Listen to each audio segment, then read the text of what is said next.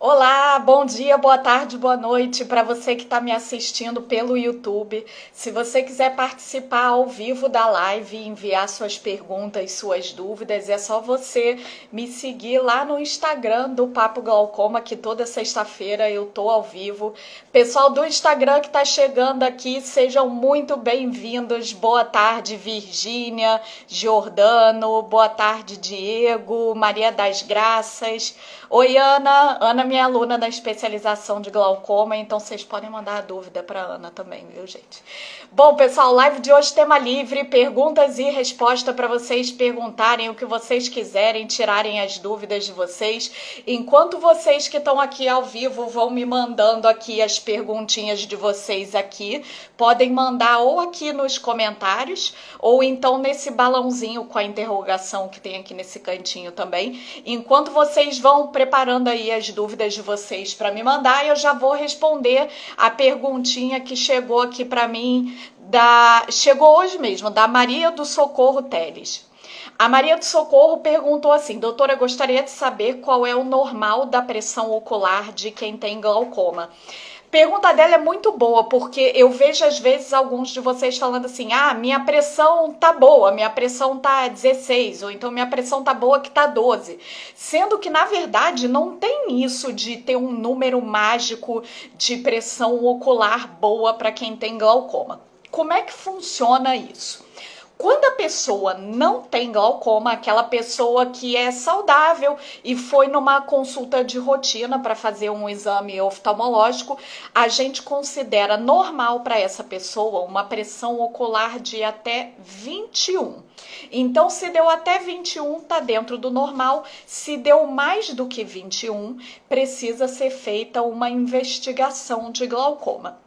Mas se nessa investigação, se a gente fecha um diagnóstico de glaucoma, a gente passa a não usar mais esse referencial da pressão de 21. A gente estabelece um valor ideal de pressão ocular para cada paciente, que a gente chama de pressão-alvo. Então, cada paciente tem o seu valor ideal de pressão intraocular quando tem glaucoma. Como que a gente calcula isso? A gente leva em conta vários fatores, então é uma coisa que é realmente muito individual de cada pessoa. A gente leva em conta quanto que era a pressão antes do tratamento, quanto que é a grossura das córneas, qual que é o estágio do glaucoma, se tem algum caso na família de alguém que ficou cego pelo glaucoma. A gente leva em conta também se essa pessoa tem alguma outra doença dos olhos além do glaucoma. Então, quanto mais risco e quanto mais complicado é aquele caso, com maior risco de perda de visão, a gente diminui o nosso objetivo de pressão ocular.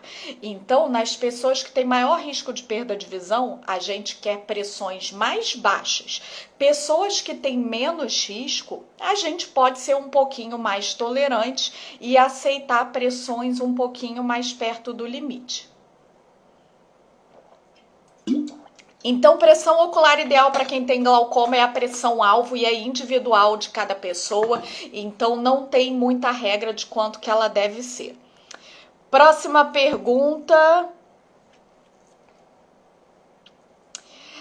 Seguindo nessa linha de pressão ocular ideal, a Denise Cristina conta aqui que ela foi diagnosticada com glaucoma há 3 semanas e começou o uso do colírio, e que a pressão ocular quando descobriu era 24 e 26 e agora se encontra em 20, e ela pergunta se essa redução é boa.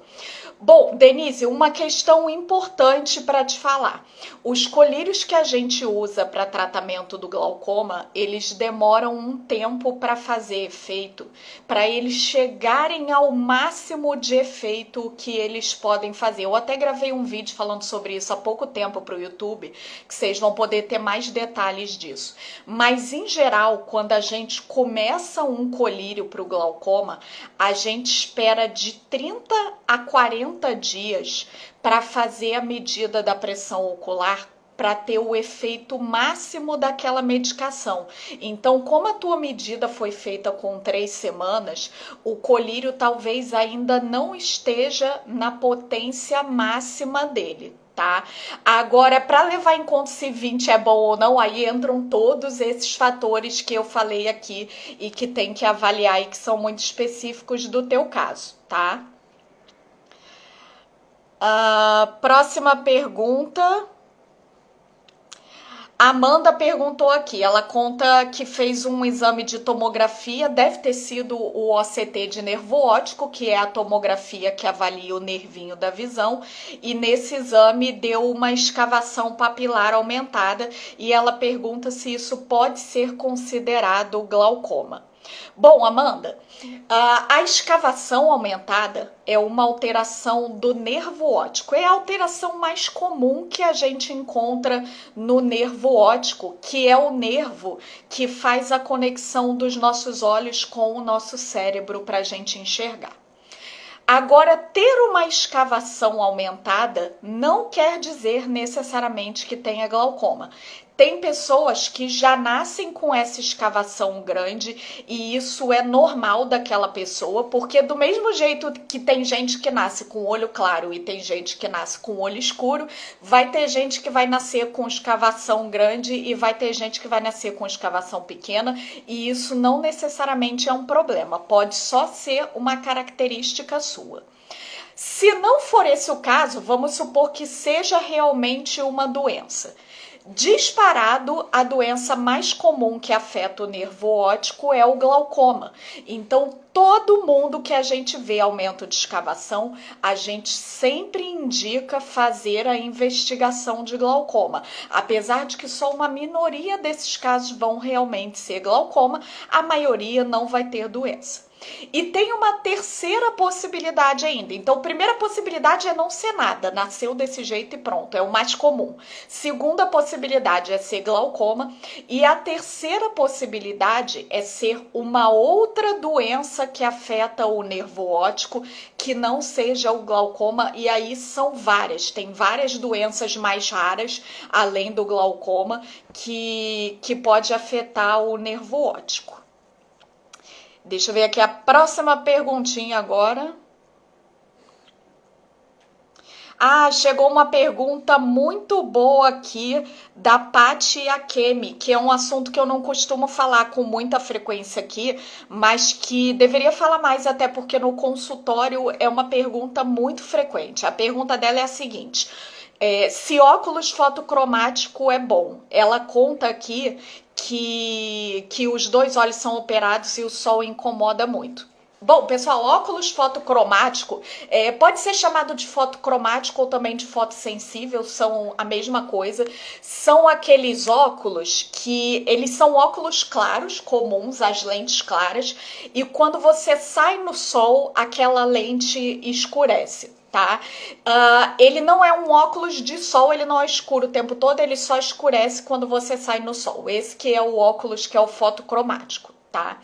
Importante vocês saberem que esse tipo de lente, o objetivo principal delas é te dar conforto na claridade. Porque, em termos de proteção do sol, que é o filtro ultravioleta, todos os óculos feitos em ótica vão ter essa proteção do filtro ultravioleta do sol. Então, mesmo aquele óculos de grau comum com a lente transparente, ele sendo feito numa ótica, tendo um certificado de garantia, ele vai ter 100% de proteção ultravioleta, mesmo se a lente for clara. Então, em termos de saúde do olho, seja o óculos claro, seja o óculos escuro, ele vai ter a proteção solar para a retina, tá? Então, o fato dela escurecer é só mesmo para te dar conforto. É bem legal, ajuda bastante quem já fez cirurgia, que costuma ficar com essa sensibilidade à luz, como você tem. Agora, é importante saber que ele não chega a escurecer tanto que nem um óculos de sol, tá? Ele dá uma quebrada boa na claridade, mas ele não fica aquele óculos totalmente escuro, não. E é até bom que não fique, porque esse óculos totalmente escuro, ele tira muito da nossa visão de contraste. Então, para quem já tem glaucoma, principalmente se tiver alteração de campo visual, algum grau de dificuldade de visão, aquele óculos totalmente escurão, ele pode dificultar ainda mais a visão de vocês. O que dá muito conforto na claridade, tem a opção do fotocromático e tem também a opção daquelas lentes de cor amarelada ou então âmbar, que são aqueles óculos de sol que eles não são pretos, eles têm a lente um pouquinho amarronzada, então ele tira menos essa questão do contraste da visão. É muito bom essa cor marronzinha da lente para quem tem dificuldade de enxergar e tem muita sensibilidade à claridade. Próxima pergunta. Vamos ver aqui. Soli Silva perguntou se passar por muito nervoso e estresse aumenta a pressão ocular. Tem duas situações em que o estresse pode influenciar no glaucoma, então vamos diferenciar um pouquinho aqui. Para as pessoas que têm glaucoma de ângulo fechado, se esse ângulo está fechado e a pessoa passa por um estresse, assim, aquele estresse que eu falo assim agudo, assim, de um problema daquele momento, tipo, bateu o carro, um familiar foi internado, aquele estresse momentâneo, esse estresse agudo, assim, ele pode ser o gatilho para as pessoas que têm glaucoma de ângulo fechado desenvolverem uma crise de glaucoma agudo, que é uma emergência e um quadro bem grave, tá? Então essa é uma das situações em que o estresse é prejudicial. Para as outras formas de glaucoma, a gente não tem essa relação tão direta entre ter um evento de estresse e a pressão ocular subir. Mas aquelas pessoas que têm uma rotina cronicamente estressante, aquela pessoa que sempre trabalha demais, que não tem tempo de se cuidar, que não se alimenta bem, essa pessoa que está eternamente estressada, ela tende a ter pior controle de doença do que uma pessoa que não está vivendo nessa situação de estresse. Inclusive, tem um grupo de oftalmologistas indianos que é bem influente, eles fazem muitas pesquisas, eles estudam o efeito da meditação no controle da pressão ocular. Então a meditação, ela é uma ferramenta de redução de estresse. Aqueles exercícios de controlar a respiração, eles ajudam a diminuir o nível de estresse e aí consequentemente acaba facilitando o controle do glaucoma, tá? Então o estresse é ruim, dificulta o controle da doença, mas é aquela coisa mais de longo prazo de você procurar não ter um estilo de vida estressante como um todo. Próxima perguntinha. Vou voltar aqui bem pro começo da live, vou pegar alguém bem do comecinho aqui, porque eu vi que logo no começo eu tava falando e tinha gente mandando pergunta aqui. E eu passei batida. A Maria das Graças, ela pergunta aqui, ela diz que ela ainda não conseguiu entender a relação da escavação do nervo óptico e da perda de visão pelo glaucoma. Então, vamos lá, Maria das Graças quer entender um pouquinho mais como que funciona a perda de visão pelo glaucoma, eu vou explicar para vocês. O que esse nervo óptico faz? A gente tem lá dentro do nosso olho, o nosso olho por dentro, ele é forrado como se fosse um tapete pela nossa retina, que é onde estão as células da visão, tá? Essas células da retina, elas vão captar tudo que é imagem que a gente tem na nossa frente e vão, através do nervo óptico, jogar essa imagem lá para o cérebro. Então, o nervo óptico, o que ele faz? Ele pega a imagem da retina e joga para o cérebro. quem forma ele são neurônios. Então, ele é como se a gente pegasse assim o cabo da televisão e aí tudo ali dentro é vários fiapinhos de neurônio que estão levando a nossa visão para o nosso cérebro. E cada um desses neurôniozinhos, eles estão pegando a imagem de um pedaço da nossa retina, tá? Então, eu tô olhando aqui para vocês na minha câmera, bem com o centro da minha visão aqui. Então, eu tô vendo aqui o celular no centro da minha retina, porque tem um neurôniozinho lá do centro da visão que pegou essa imagem e jogou para o cérebro, tá? Eu tô vendo aqui mais no canto também a minha garrafinha de água que tá aqui. Por quê? Porque tem o neurônio que pegou esse cantinho da imagem ali da visão periférica e jogou lá para o meu cérebro para eu enxergar, tá? Quando a pressão do olho está alta, o efeito dessa pressão é matar os neurônios do nervo da visão. Agora, essa morte, ela não é ao acaso, não é qualquer neurônio que morre. Tem alguns neurônios que são mais sensíveis e que morrem primeiro quando a pressão está alta. A gente não sabe muito bem como que isso acontece, mas de alguma maneira tem alguns neurônios que sentem mais o efeito da pressão do que outros, que são principalmente os neurônios da nossa visão periférica. Então, quando a pressão fica alta, a gente não está tratando o glaucoma, não está bem controlado, essa pressão alta ela vai matando esses neurônios da visão periférica. Quando não sobrar mais neurônio de visão periférica, eles vão começar a afetar também. Isso é claro se não for tratado, tá, gente? Se não for controlado.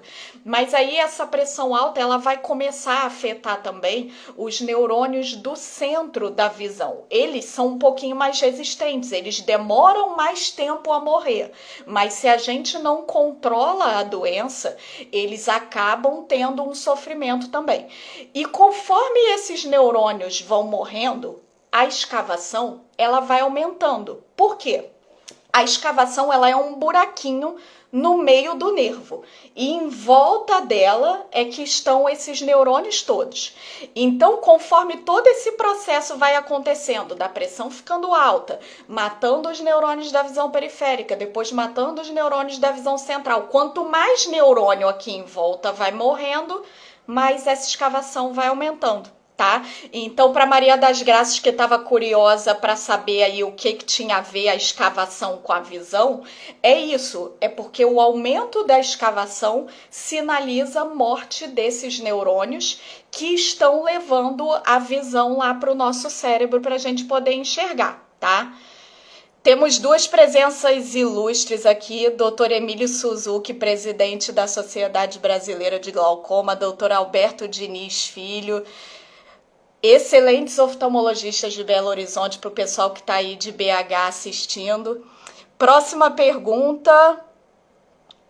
A Mariana Ferreira perguntou aqui, doutora Samanta, o timolol oxigena o nervo óptico? É um bom colírio?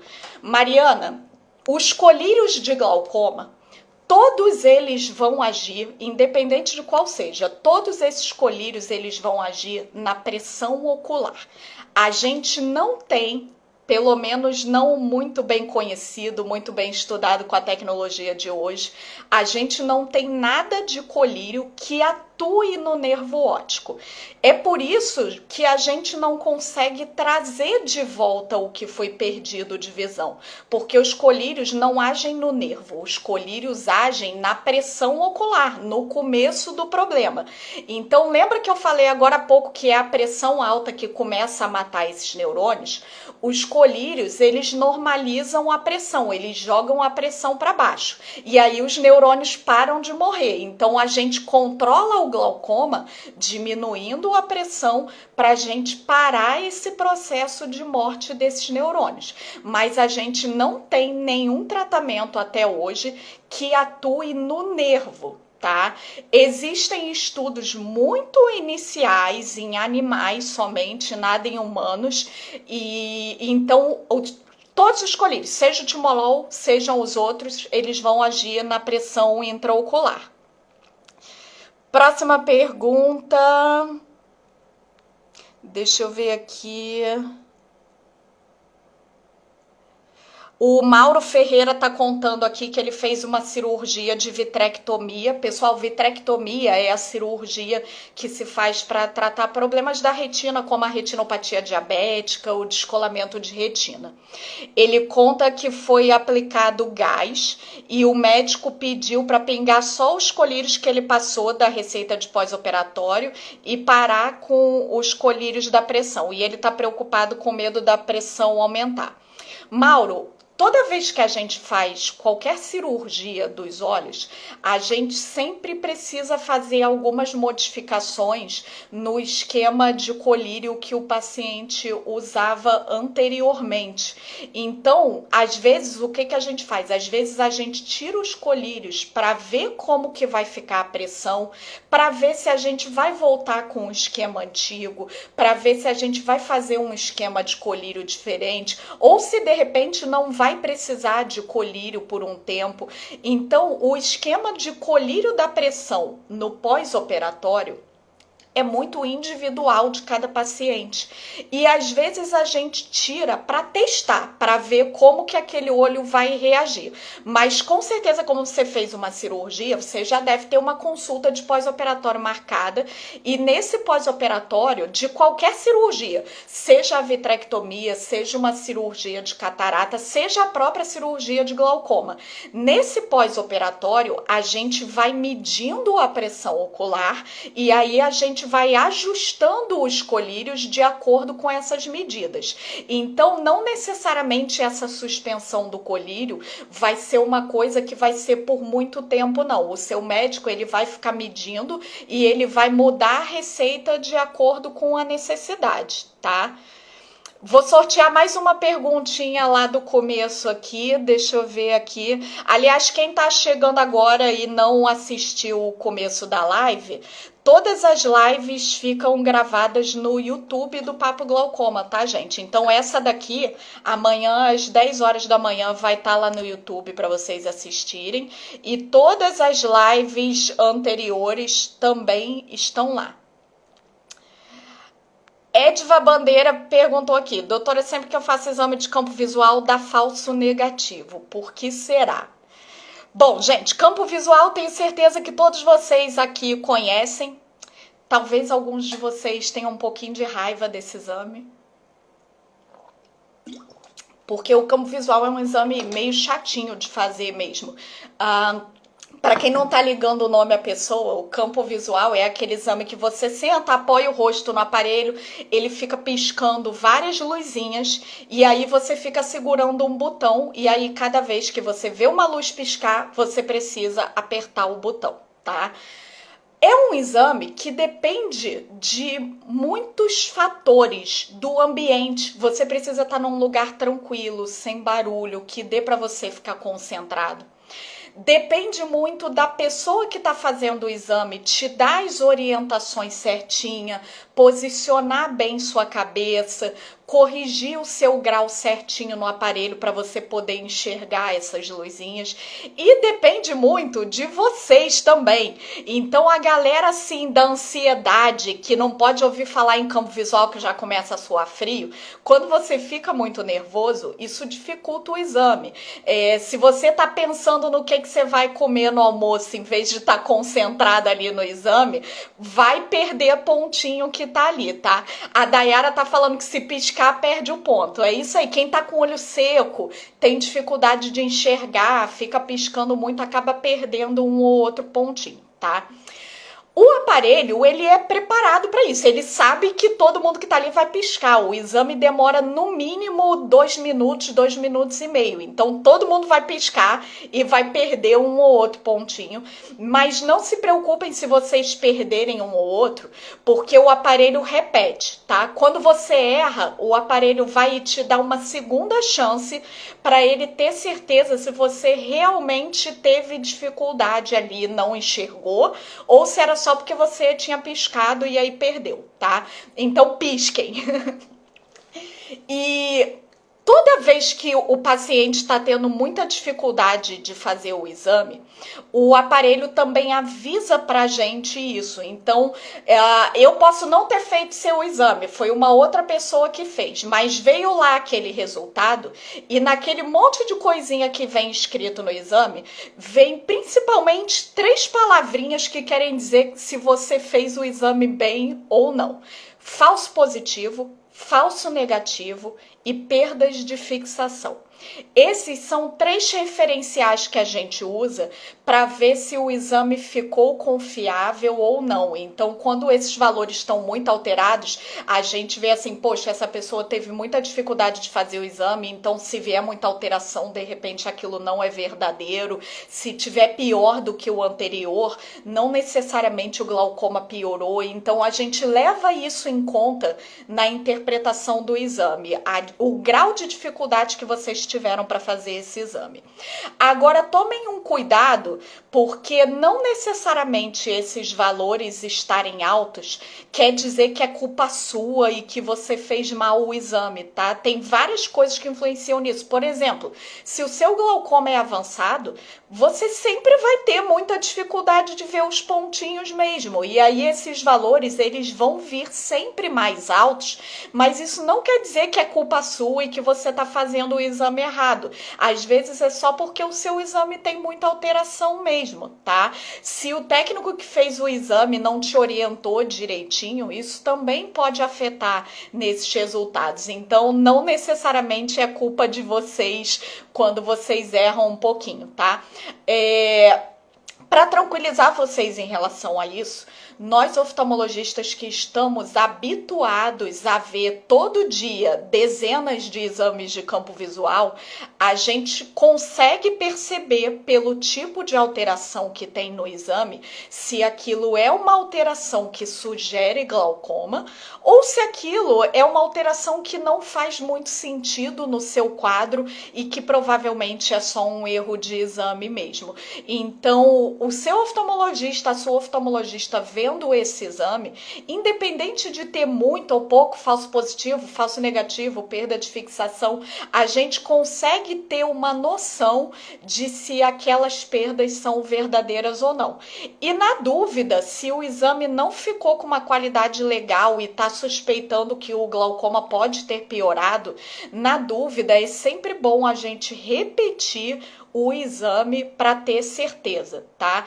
E uma última dica aqui que eu já ia esquecer de falar.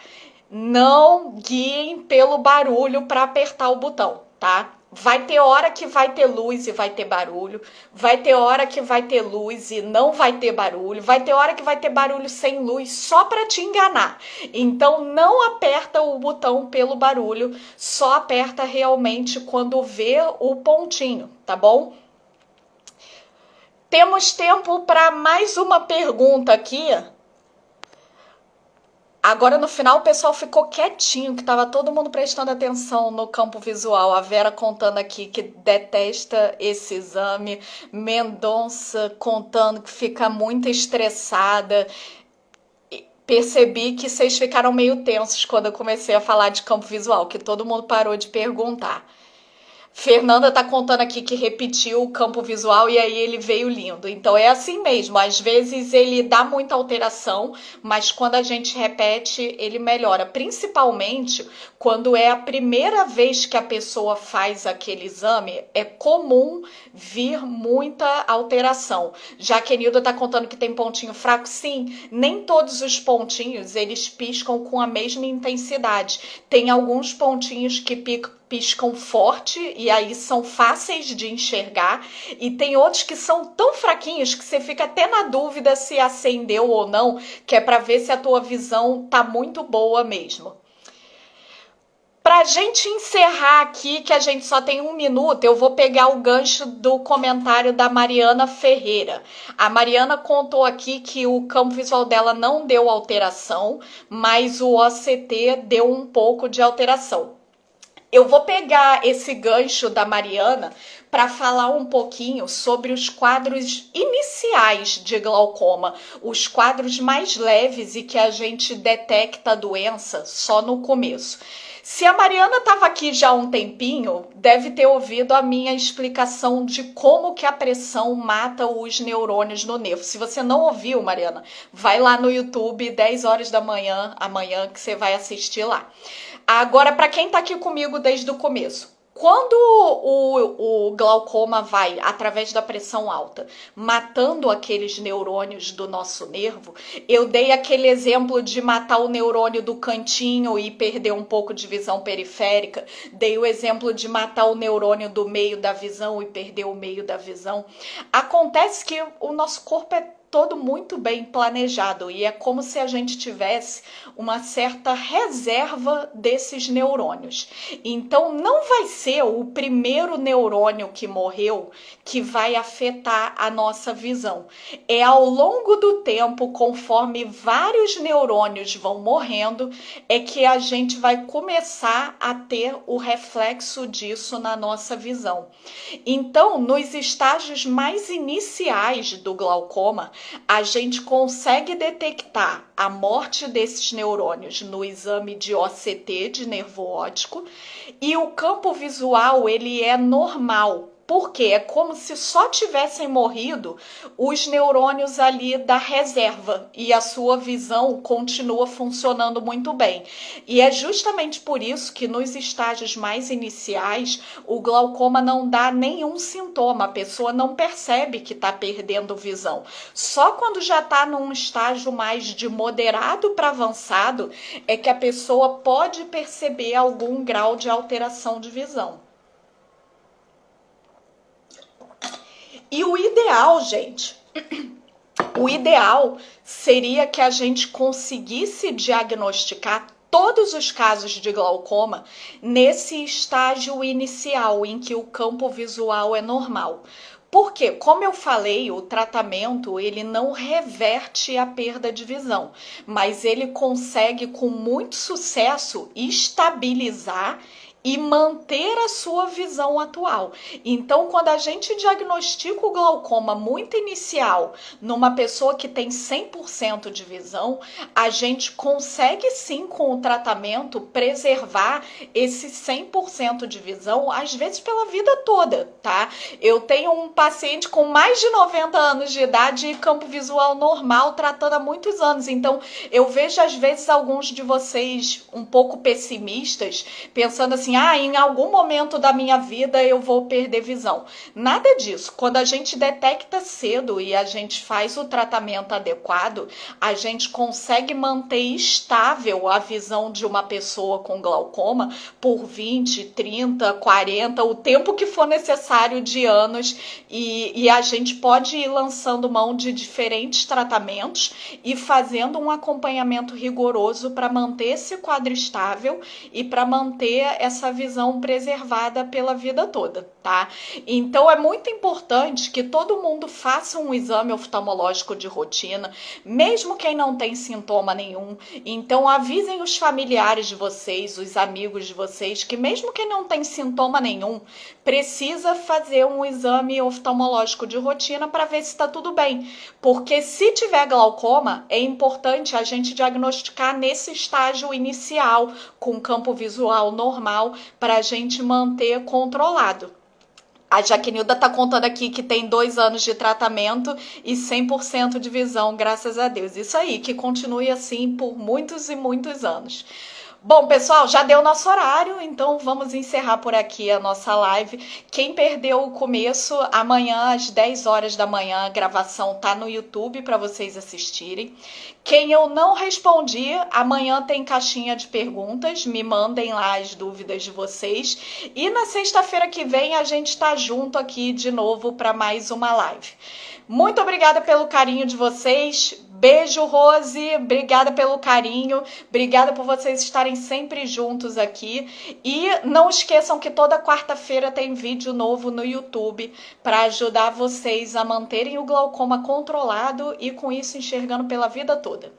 Beijo. Bom final de semana para todo mundo.